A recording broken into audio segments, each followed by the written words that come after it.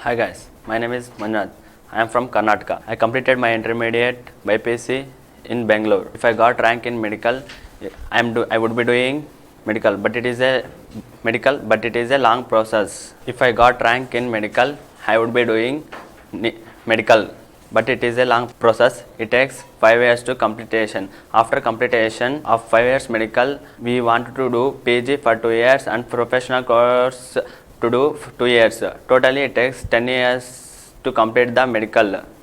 After that, I want to take practice for 5 years, and after completion of medical course, I want to be settled means it takes 2 years. Totally it takes maximum of 18 years to complete medical for settle in life and in good position. So I decided to take CA course. Now I am studying in CA foundation. All are said for me, accounts is a not related subject for you. It will feel very difficult for you. When I am studying in a CA foundation, it will accounts for me easy. In CA, we put effort means we complete CA course within 4 years. For CA course, we do not want to pay donations like Bipc and MEC, engineering and medicine. We do not want to pay donation for like medicine and engineer. We complete CA in within less time and with less money. To get job in CA, we do not want to come ranks.